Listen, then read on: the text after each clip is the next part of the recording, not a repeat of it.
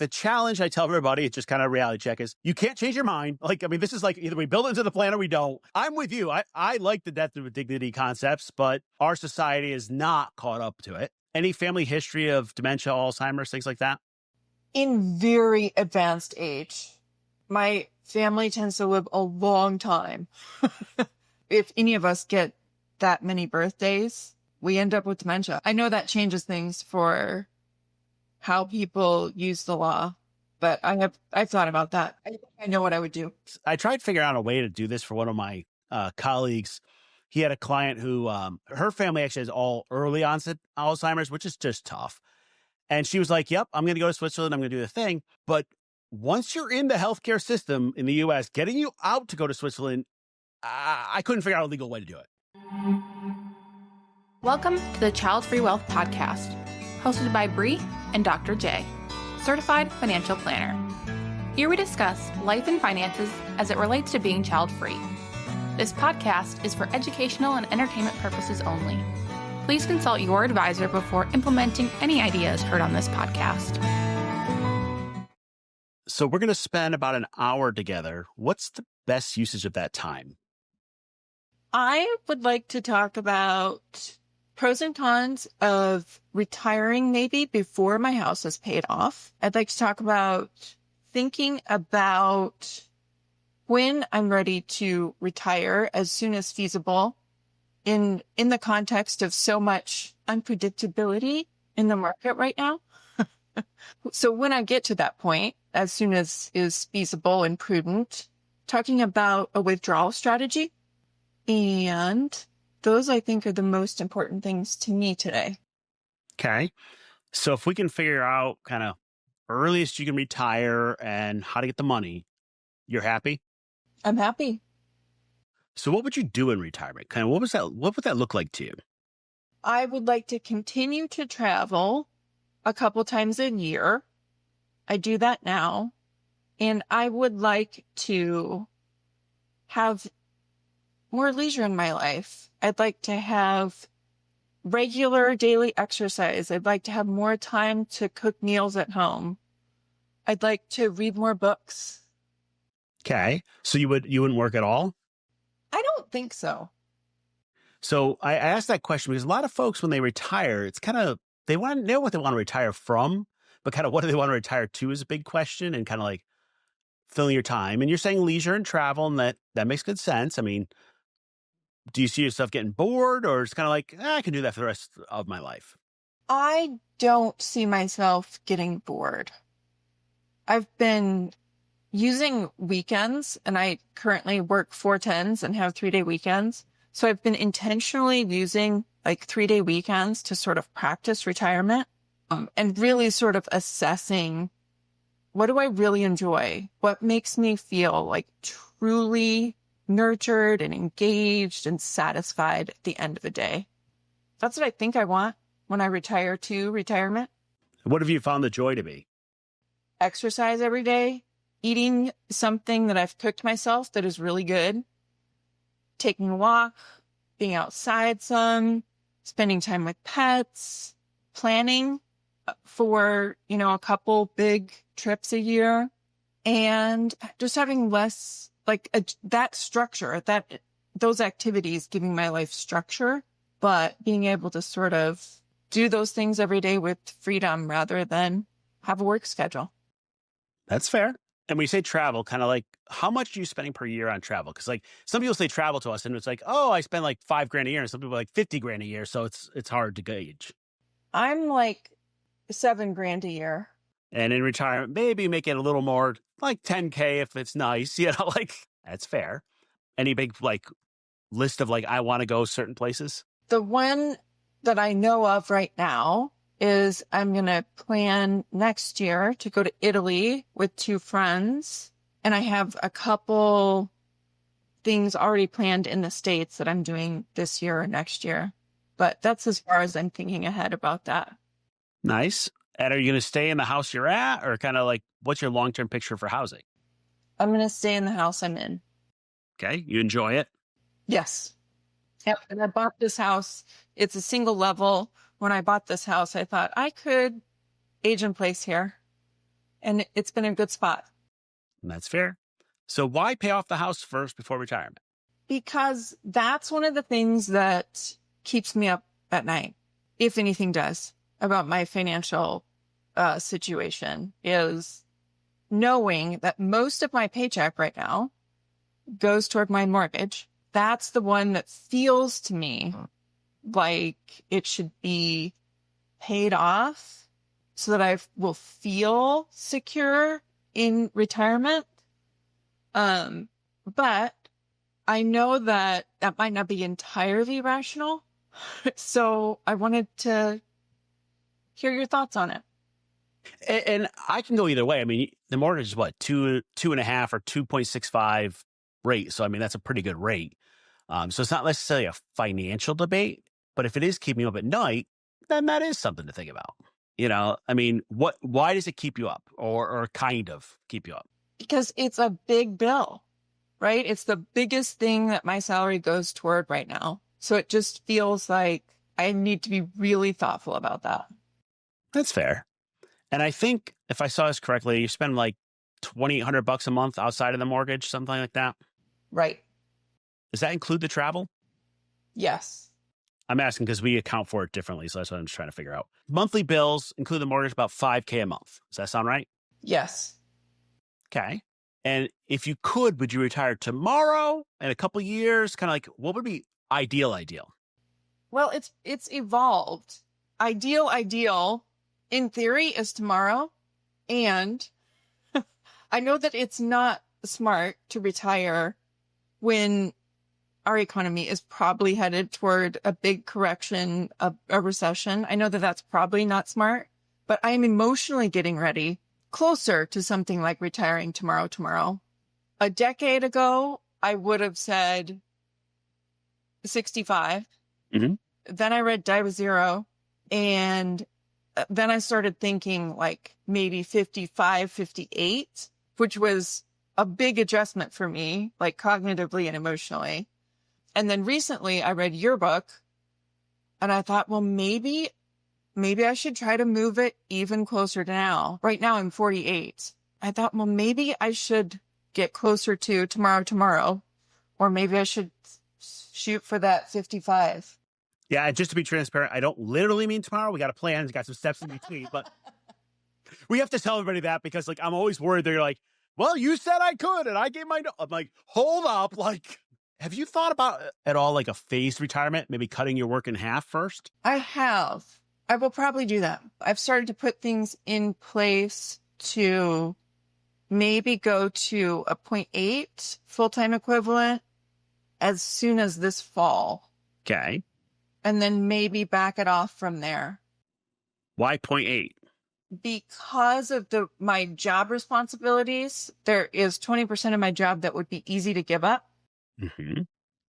And I would still have full benefits, including health insurance, at my job at a 0.8 or 0.7, actually. But 20% of my job is really easy to give up logistically and emotionally. And 0.7 is the lowest you can go without getting benefits taken away? Correct. Okay. Why 0.8 versus 0.7? Now I'm negotiating here, like... Just the ease of it. My job is literally in 3 segments. 20% of it, of what I do, would be easy, logistically and emotionally to give up. And then other 2 pieces are really complex and are going to take some time for me to delegate or wind down. And they would be bigger chunks. 40% kind of goes together. And same for that other chunk of my work. Hey, Child Free Wealth listeners, it's Bree. I highly encourage you to schedule a Child Free Wealth checkup. During this time, you're going to get a couple of forms to fill out that include your life and financial plan. We'll review them, and then we're going to have a meeting and go through them with you. We're going to give you some advice and things to work on and talk through things to make your finances simpler so your life can be amazing. You can schedule yours by going to our website, childfreewealth.com, and clicking the Schedule Now button. That's fair. But if you retire, it's all got to go away because let me see here. If you're doing, so you'd work 3 days a week is what you're hoping, probably something like that, Yes. which isn't exactly 0.8, but close enough. And would you end up like kind of bunching those together? So now we get like 4-day weekends essentially. Yes. Or I might do Monday, Wednesday, Friday. Okay. Or something like that. The other one I've had some folks explore is like doing like 2 weeks on, 1 week off. That way they can travel more. Have you thought of that? No, I hadn't. Let me use a 3/4 example just because my math works well. Yeah. For people working 40 hours a week, healthcare is cool because healthcare, you can often like make something work and still get benefits. Yeah. But what I've had folks do is if they do 3/4, they work 3 weeks, take 1 week off, but then you back them up against each other. So you get 2 weeks off 3 weeks on, 2 weeks off, 3 weeks on, 3 weeks on, 2 weeks off. So you get these big chunks you can travel. That is brilliant. Yeah, that had not occurred to me yet. Thank you. I mean, does that get you the quality of life you're looking for? I'm trying to optimize for travel and fun and, like getting 2 weeks off every 6 weeks is, and don't forget you got PTO and like holidays and stuff like that, but that's not a bad life. Yeah. It would be a nice transition toward retirement. Mm-hmm. I like that idea a lot. So when's the earliest you could do that? This fall. Because of you or because of work? Because of work. Okay. Now, if you got hit by the proverbial bus or had a heart attack, they would figure out how to work around you tomorrow, correct? Yes, they would. So why isn't your time worth it to do it earlier? Because I still get a lot of meaning from my work, and my work has been really important to me, and I want a good ending. That's fair. It's important to me to not just vanish on them unless I get hit by a bus. Well, and I call this out because unfortunately, actually, let me ask one question before I go there. Do you have a lot of PTO signed up or time saved up or time off? No, I use it. Okay, good. The thing I always worry about is a lot of child-free folks are like, oh, well, I mean, work's really important. I can't cut out. But I'm like, well, if you had something else, like kids or something in your life, you might be forced to cut it out and you'd still be okay. Yes. So like the medical example, other things, there are things. But so we want to close the chapter of the book before we go to a new chapter. Is that fair? Fair. So if we can do that in the fall this year, you'd be happy. Yes. That would feel like meaningful stuff. Good. And if we're doing kind of 3 weeks on, 2 weeks off, something like that, how long would you want to do that? Notice I shifted the way we're looking at it now. We're going to get to retirement completely, but let's start with that. Let's say a year. Why a year? When I think about in my life going through changes, it's about the 7 or 8 month mark where it feels like I've hit my stride, where it feels like my new normal. And then I would think I would have the space emotionally and cognitively to think about what the next step was and put it into place by month 12. Okay. And you'd be okay leaving work at that point without, it would be nice and clean. We're good with that. We say that again. My Roomba started. So if we said, all right, we did a year at kind of 3/4, 80%, whatever it is, and then kind of went off into the sunset, that would be an okay ending to work? Yes. Okay. Would you prefer that or just this fall, forget it, I'm out, going to call it a day? I'd prefer the first one. Okay. Why? My house isn't paid off. If I can get you past the financial. Okay. Yeah, because I want to thoughtfully wind down my job and adjust to it, adjust to giving it up. It's been an important part of my life, and I want to do it well. I want to do it planfully. That's fair. And really what I'm testing is, are you doing it for yourself or are you doing it for like finances? Like those are two different answers. But you started with the numbers, but if money did not matter, you would probably say, I'm going to do 1 year of this, maybe a little bit more than that, and then go on my retirement path. Exactly right. Okay. So that would put you, if we did this right, so the end of this year, we cut back. So kind of like end of 2026, you'd be fully retired. Right. How does that feel? Kind of scary, kind of exciting. Why scary? Change is a big deal. Mm-hmm. And it always gives me pause, even though it's also exhilarating. And what's the biggest excitement about it?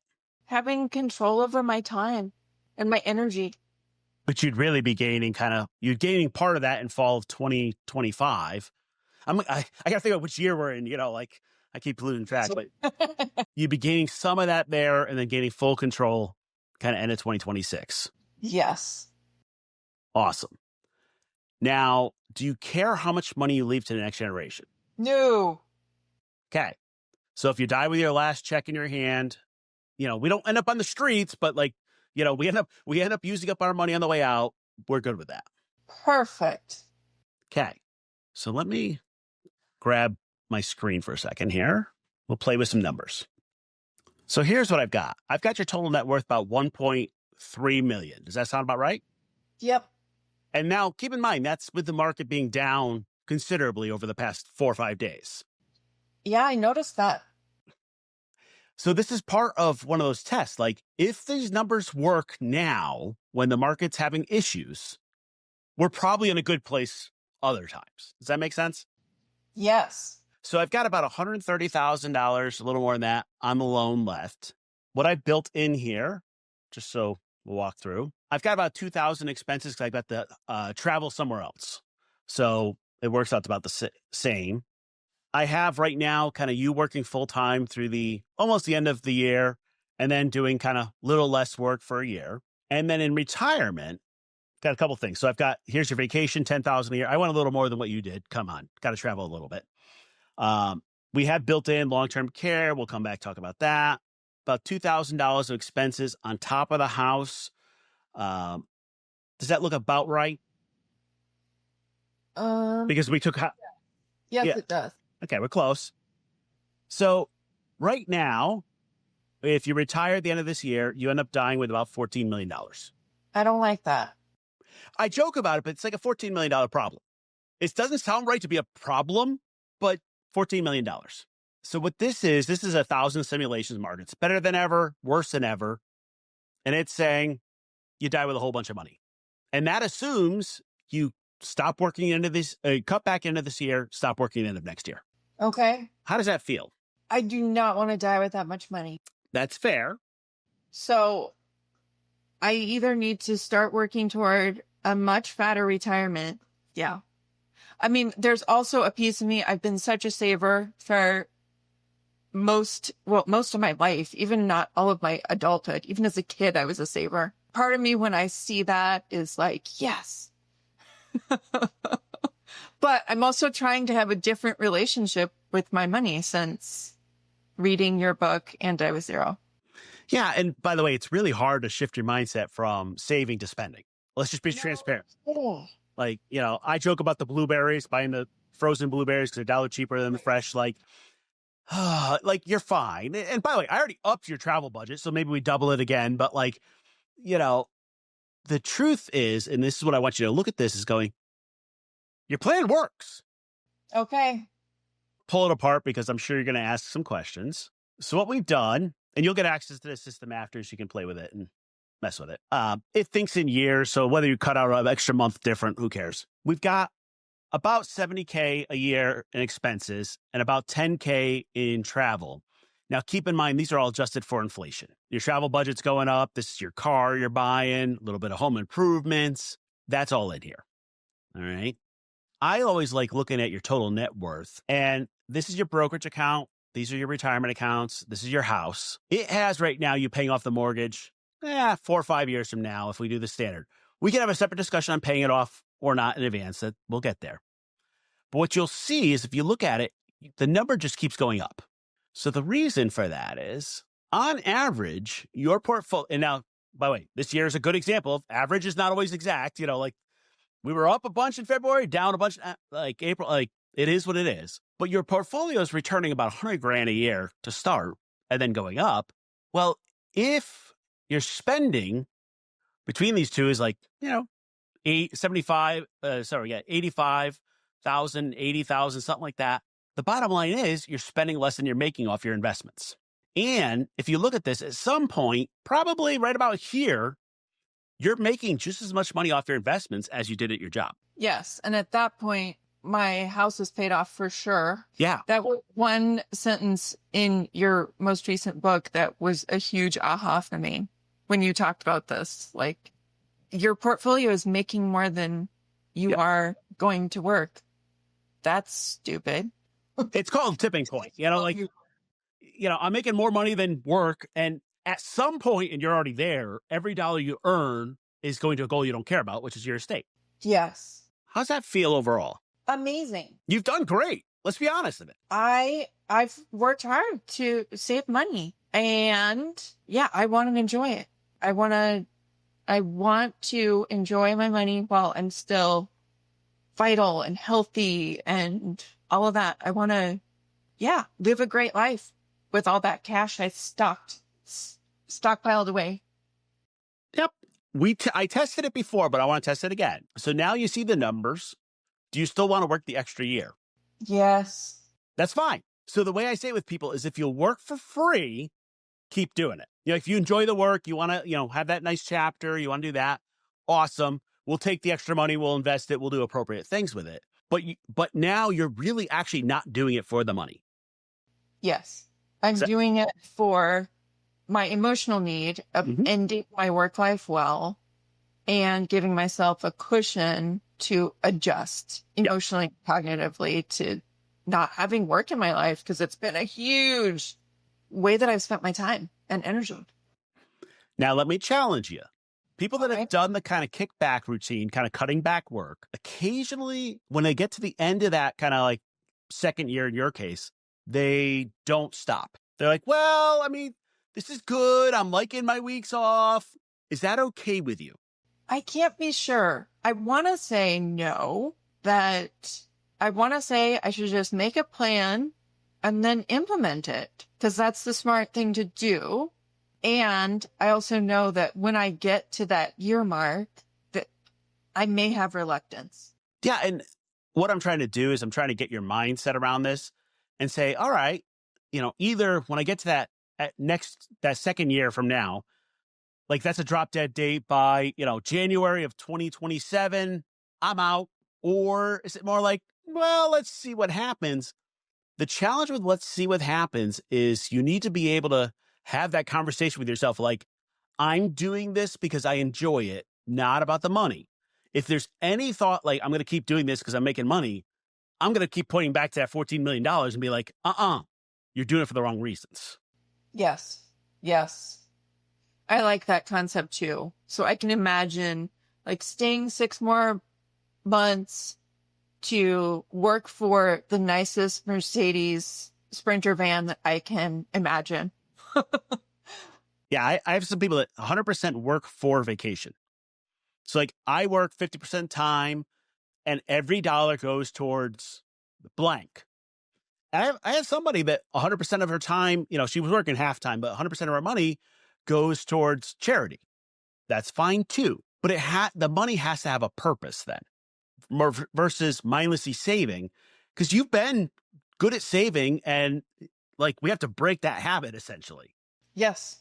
And yes, my mind is willing to break the habit. And I know that habits are hard to break. Everybody says, yeah, they're willing. And then I'll look at their expenses and I'm like, yay, you increased it by like $500. Like, like we didn't move the needle. I mean, this is where I joke, but it's true. You start traveling, at least business class or first class. You start enjoying that extra glass of wine, if that's your thing, or whatever it is, just a little bit. That way you get used to spending just a little bit more. Yeah. So would you really want to get a Sprinter van and travel the world or what? Yeah, I do. I never want to sell my house. I don't think. I think I always want to keep my home base. But yeah, I would love to do some Sprinter van trips. just in the States. Great. Maybe that second year you're working at the 0.8 goes to the Sprinter van. Mm-hmm. How does that feel? Great. Good. Tell me about the logistics of that. So I'm working for, let's say that second year at a 0.8, I'm working for the Sprinter van. Am I withdrawing from my nest egg at that point? It depends. So I'm just going to look at your accounts. The first thing is there's a couple of different moves I want to make. One, you've got a 457B at work. At least it looks like you do. Does that ring a bell? I want you to start maxing that out. All right. That money you get access to the day you quit your job. So that's the easiest money to get access to. You have, it looks like most everything else is tied up in the 403B, 401k. We got a bunch of accounts all over the place. But if you're spending like $60K a year, you're bringing in like 140. Extra money goes toward the mortgage or toward savings accounts for vacation or emergency fund or, replace the roof fund. Okay. How much extra are you putting at the mortgage? $500 a month, every month, and about $4,000 in lump sums when I get my bonus. I put it toward the. Okay. So what if you took, and rather than saving towards, you've got the stuff you're going to mortgage, stuff going to the other accounts. What if you put a little more of that aside towards either the Sprinter van or next year's expenses? Like, it doesn't matter, but where you had a little more cash hanging around to be that adjustment year in between. How would that feel? Good. So that by the time I hit that 1 year mark, I have a year's expenses in cash. Yep. I like for retirees to have about a year's expenses in cash plus an emergency fund. That way, like, you're not at the whims of the market, and we can then plan around taxes. So like what money you take out and when is going to change part of your plan. And we can now look at it and say, all right, usually we do it end of the year because that's when we're doing the planning for the end of the year taxes. Hey, I need another $50,000 for expenses for next year.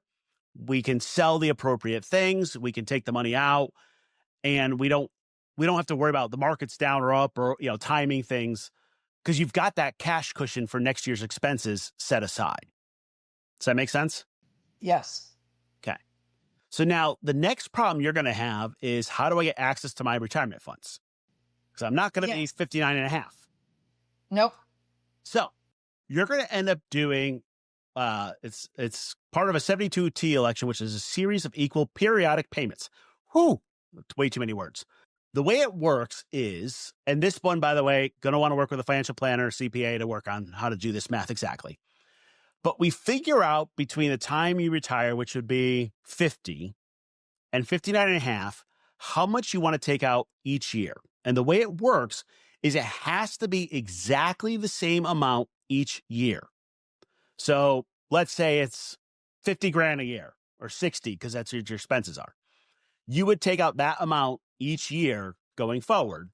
The result would be you would not pay that 10% penalty. You would have to pay income tax on what you take out, but you wouldn't have to pay the penalty.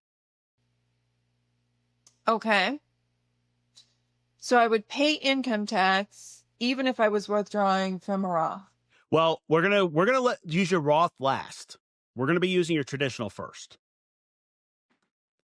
So the Roth, the longer we can keep it in there growing tax-free, is the better. Right. Okay. Now, whether you pay off the mortgage or not, your total monthly expenses, let's say they're $5,000 a month. If you don't have the mortgage, sure, that's going to lower your monthly amount, but it works out about the same because your mortgage rate is so low that even just money in a savings account will beat it right now. I'm not going to lose sleep on if you either A, want to pay off your house, or B, don't. Both work, but which one's better for you? As long as I can manage like my anxiety about it, it is better to not pay it off. Right, but if it's going to cause you anxiety, I'm going to pay it off. Like, that's the reality check of this. What makes sense financially versus what makes sense emotionally, they have no connection. I mean, almost none. If we had to pay that off, that 134, couple options. We could take some money out of the retirement accounts. I don't like that from a tax purpose. If you wanted to work one more year at 0.8, you probably could pay it off by that. Right. Do you like that option or not? That would be my second choice. My first choice is to manage my anxiety. And then my second choice would be to work another year, whatever, to pay it off. Yeah. I mean, let's be real. A year is not going to, it's not going to make a big difference either way. And maybe it's a 0.6 at that point, or I don't know, but, or if it's 0.7, then we keep the health insurance even better. The challenge you are going to have is changing your money mindset in general. You know, like you talked about saving versus spending and kind of, you know, that is going to be one of those that the unfortunate fact is you've spent 40 plus years making that happen and it's not going to get undone overnight. You know that. I know that. I feel that. I live that. Because one of the problems I watch out for with retirees is that they start they're like, I want to retire, I want to do all this. And then the day after their paycheck goes away, they start living on like ramen noodles because they're like, oh, I have no paycheck anymore, so I can't afford anything. Could you see yourself doing that? No, but 5 years ago, yes. But I have really worked hard to adjust my mindset after I read Die with Zero. Good. And there's still, there's still pieces of that habit in me that I'm still working to take apart. That's fair. And by the way, that's one of those things we're working with a third person, or second person, somebody to help you out does help kind of call it out. I think the other trick, and this is probably what's going to help you, is we set up your investments in your retirement accounts so that you get a monthly paycheck or weekly paycheck even, where each month $5,000 gets deposited into your checking. It makes you feel like you still have a paycheck, and it might help you get around the anxiety with the house and the anxiety around spending, because each month I get a new check. Yes. How does that feel? Great. Would it help? That would help. So the other option, I'm not saying to do this one, but I just want you to think it out, is if you truly want that paycheck, that is the job of annuities. So they talked about it in Die with Zero, is you can do an annuity, get a set paycheck. There's only one annuity that I recommend. That annuity includes a long-term care benefit, which is a good thing. On the finance, like the numbers side, I think you do better in the market. But on the emotional, like I have money to spend and I get a new check each month, it does tend to help. But it depends on kind of where your mindset is. I can feel my frugality crawling up and saying, no, you can manage your anxiety about not having a paycheck because of the way that pencils out financially. But I will continue to think about it. Yeah. So interesting. I usually end up recommending the annuity to the people that are a little more frugal. And the reason is I can then force them to spend the money each month. You get a new check each month, like, spend it all and we get a new one the next month. I'll think about it. I may need to end up there. Yeah. So what's your plan for long-term care? I will age in place. Who knows what's going to happen to our healthcare system in the next decades as the boomers change things. So there may be options available to me that don't exist now. But ultimately, I do not plan on being in a facility. I will exit, either because I live in Oregon. I may have the opportunity to use the death with dignity law here, or I may go to Switzerland and take that exit. Yep, I'm cool with that. I think the challenge I tell everybody, it's just kind of a reality check, is you can't change your mind. This is like either we build it into the plan or we don't. I'm with you. I like the death with dignity concepts, but our society is not caught up to it. Any family history of dementia, Alzheimer's, things like that? In very advanced age. My family tends to live a long time. If any of us get that many birthdays, we end up with dementia. I know that changes things for how people use the law. but I've thought about that. I know what I would do. I tried figuring out a way to do this for one of my colleagues. He had a client who, her family actually has all early onset Alzheimer's, which is just tough. And she was like, yep, I'm going to go to Switzerland. I'm going to do the thing. But once you're in the healthcare system in the US, getting you out to go to Switzerland, I couldn't figure out a legal way to do it. Her sister was willing to take her, not an issue, but how do you do it without her sister getting arrested? Becomes an issue. So I just want you to keep that in mind. And the result we ended up with for her was that the trigger for her would be, hey, you may have to go into a nursing home. She needs to be conscious enough at that point to then say, nope, I'm going the other direction, which is a little hard to plan around. I'm just being transparent on that. Absolutely. I'm good with it. It's a potential hole in your plan, but I'm good with where you're going. But I just got to make sure to warn you kind of the ups and downs. Yes, I have appreciation for those caveats. Worst case scenario, right? If I don't spend enough money, there will be money left over to spend in end of life care. Possibly, but I'm going to try to help you spend your money across your life so there isn't money left over. Yes. Because if you in the back of your head are like, well, I might have this cushion anyway, I'm like, no. We've decided one way or the other. Because right now, if you go into care in your 90s, it's going to be like $1 million a year. Yeah, it's crazy. I'm going to be saying, okay, how do you give away your money to charity, other things, enjoy it, travel, whatever else it is. But if you're going down that path, then you're not going to have it left over for long-term care. Exactly. Does that make sense? It does. It does. Do you have a plan for who's going to take care of you when you're older, making the decisions, kind of the power of attorney? I do. And do you have it in writing? Oh, yes. My person and I revisit that plan annually. Good. I'm just checking through these things, and it becomes one of those challenges, especially around the medical stuff. But you're aware of kind of the healthcare system challenges around that. So good. The bottom line is your choices are: do I really care about paying off the house or not before I retire? And do I retire in 18 months or another year after that? Mm-hmm. How's that feel?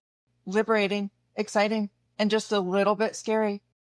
If it wasn't scary, then we didn't do it right. This is like, hey, I'm going to do something different than everybody else in the world. One of the challenges to think about is probably, 6 to 12 months before you retire, is working through the mental model and mindset stuff around, is it okay to retire? Am I okay with it? Am I okay spending money instead of saving money? You're already very aware of it, so I'm very happy with that. But you've probably got another freak out moment or two coming in between now and the actual retirement. Does that make sense? Oh, yeah. I anticipate that is. On your reading list, do you have the purpose code on the list yet? No, I'll put it. That one's got to get on your list. It's interesting. Dr. Jordan Grummett, he's actually a hospice doc, and he started looking at kind of like, what's the purpose to life? And the bottom line is having like a big hairy goal and making it about work is not it. That's definitely it. But the next question you get to start thinking about is kind of like, what impact do you want to make on the way out? The question I often ask folks, and I'm not going to ask you this right now because it's a little deep for this minute, is what does the second line of your obituary say? So the first line is like, Jay died at this age, blah, blah, blah. The second line is normally like, father of 3, leaves behind Jack, Joe, and John. That's not us. So the question becomes, what is that? What Dr. Grummett would say, kind of lowercase p purpose. What gets you up each morning? And you had a bunch of stuff there, but that's going to be one of those challenges to get your mind around, because the actual research around retiring is not nice, because it's like you lose your sense of identity and, what you've always done. And if you don't have something to replace that with, the happiness factor is not great. Now, you sound like you have a good idea around it, but that's going to be the biggest work over the next 2 years. Agreed. In the meantime, you're going to max out that 457 because that's going to be the one you get access to, because that also will be probably your first year expenses after retirement. If we do this right, you're actually not touching your retirement funds until 51, 52, which it gives them more time to grow, and we don't have to take those payments as soon. The one downside of those payments is you must take them every year. If we can use the 457, we can use the cash set aside, we end up in a good place. And how should the 457 be invested? Should it be a mix of bonds and equity or what? I match a lot of what you're currently doing. So you've got a lot. You said you've got your investments. You feel pretty comfortable about it. Yep. The things I've been watching out for that you're in a good place. I kind of want to keep about 20% international to keep away from U.S. weirdness, which, let's be real, that's where we're at right now. You're in a good place there. Kind of the same. You'll probably end up with a target date fund, the same as your other investments. So that's not a big deal. I would challenge you on your investments. I was looking at this earlier. In your IRAs, you have VTSAX, which is the mutual fund version. I tend to recommend the ETF version. It's a little less fees, and it's a little better on the tax side. Yeah, Vanguard, you can actually call them up. They'll just magically turn it into VTI so that, it's not a big deal. Let's be real, it's not a huge change either way. Okay. What you've got right now is not broken. It's just small optimizations. And then once you retire, we're going to want to have some conversations about doing like Roth conversions, some of the other things. There's some other fun tactics you can use that might save you taxes, but they're not really useful right now when the tax law is scheduled to change at the end of the year. Like I can't make a guess what tax is going to look like 2 years from now, realistically. Of course not. But the 457, I'm trying to pull up your 401k, or you have the 457, the 401a, and the 403b. You have all three? Yes. Yeah, if you copy what's in your 403b, you're probably in a good place. I'm not worried about getting every penny out of that 457. What the bonus is if we put it in, we're saving on taxes. You don't get taxed this year, you get taxed when it comes out. Well, when it comes out, you'll be retired, so your tax bill for the overall year will be very low. What's going to actually happen is you'll need about $60K a year, so that'll technically be your income for the year. If your income per year is $60K, your tax bill will be very low, and you'll qualify for ACA credits, so your healthcare will get a discount too. Awesome. I like, and just kind of keep this in your mind, I like starting a year fresh as retired because then my taxes don't get messed up. So like if you get to the end of 2026 and you want to retire, in October or November, fine. That's better than retiring in March, because March now we have the taxes from the couple salary. It may or may not help. It just makes everything cleaner to just start a year. And there's also some kind of that new year, new you type stuff. Hey, let me go live this new year retired. Yeah. How you feeling? So I've given you the answers to pretty much everything you asked, and probably a little different answer than you expected, but how you feeling? I feel good. It feels believably more attainable to move toward this soon, even as the U.S. economy is doing the weird thing or the expected unpredictability that the market does. Yeah, it feels good. Good. That's fair. You'll get a report after this, so just check up report. It'll have some more things to tweak. Like, for example, I didn't see you have umbrella insurance. In general, you want to have umbrella insurance to protect you a little bit, slips, falls. In general, I try to go for about $1 million coverage, and it'll probably cost you $300-400 a year. Not a big deal. The 457 will be in there, a few of those things. So you'll see like some small things to tweak, but you've done great. It's just a matter of optimizing and getting your mindset around, wow, I could actually do this. Hey listeners, like what you're hearing? Don't miss a thing. Sign up for the Child Free Wealth newsletter for weekly tips, tools, and podcast updates. Head to childfreewealth.com/newsletter to get on the list. Exactly. It makes me feel good to hear you say that it's mostly a solid plan and that there are things for me to tweak. I love a to-do list, Dr. J. I love it. Yeah, there's always things you can tweak, but it becomes kind of diminishing returns. Things like the umbrella insurance, good stuff just to protect you. Not a big deal to do. I'm not seeing any like giant red flags in what you're doing, which means you're doing pretty good. And all the numbers we just talked about worked with the market being down, whatever it is, almost 10% over the past week. That's kind of a stress test to make sure you're in the right place. Yeah, that's amazing. Any other questions you have? Will you talk to me about how people might use your service episodically like this? Or if I should consider working with a financial advisor of another kind? Yep. A couple things. It sounds like you've got a good direction. The one thing I do worry about with folks in this period is kind of the shifting their mindsets around stuff. So we usually work with clients. We meet with them on a monthly basis. And if I were meeting with you, the number one thing I'd be working on is how to shift your mindset so you're ready to retire, which sounds like you're doing some of that on your own. If that's one of those areas you need help, great. The financial stuff to me is probably the easier stuff for you. Once you get close to retirement, you're going to want to reach out to us or someone else and work on a tax plan. Now, being transparent, that's all slated to change in December. So like, I can't create one right now without knowing what that's going to look like. You're probably at a point where, I don't know, beginning of next year, if you wanted to reach out and work with a planner for 6 to 12 months and kind of work on the taxes, the mindset, the other stuff, that would be a good place for it. The actual finances of this are relatively simple, so I'm not too worried about it. And you've got a pretty good awareness of where you're going. If you want, we do it, this is what we completely is just called a checkup. We do offer that you can do a recheck. So, you can come back once a year and say, hey, how am I doing? That's probably going to be of diminishing returns to an extent, just because you're doing well, but it's more that mindset and tax stuff that's going to be the next issue. But you probably got a year of just kind of like, keep doing what you're doing, make those couple tweaks, and then you could use a little bit of help. Does that make sense? Yes. As much as I'd love to have you as a client tomorrow, like, I'm not going to sell you when that's not what you need. Right. Okay. Did that answer your question? Or I hear a pause in there.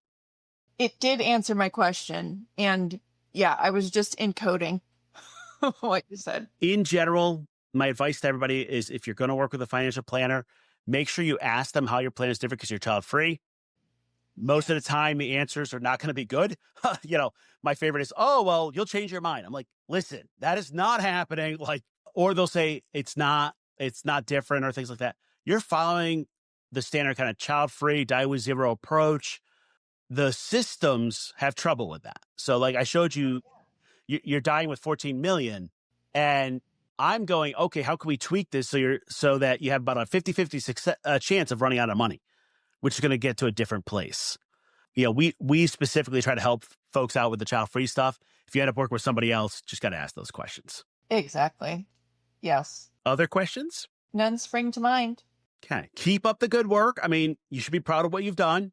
Thank you. And I would start having those conversations with work so FYI, this is what I'm doing. Just be aware. I've had a few folks where their job, for some reason, tries to work hard to convince them to stay. Don't be surprised you get kind of that full court press of well, but you're young. You could do more. And you're like, nope, I'm out. It becomes one of those challenges.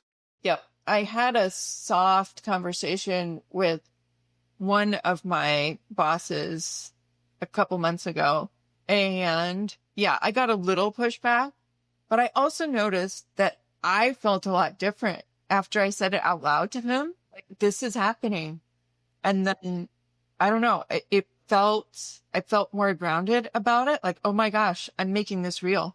Yeah. So you're right. I need to have more of those conversations with my people and stick to the drop dead date. And be aware that tends to be a little guilt around this for some folks. Can I really do this? And they're struggling. You're going to just have to, just a little mindfulness around that. And I'm amazed how people go, there's no way you could do that. You can't. There's no way. And I'm like, guess what? My money, my plan, I can't. You're breaking society's rules. And don't be surprised if it pushes back. Exactly. Yeah.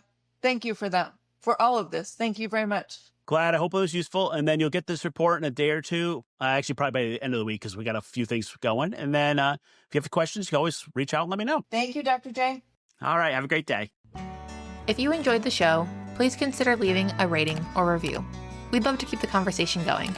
Please let us know your thoughts wherever comments are available or email us at media@childfreewealth.com. To stay up to date, find and follow Child Free Wealth on social media. If you're interested in working with us, learn more by visiting our website, childfreewealth.com. We'll see you next time.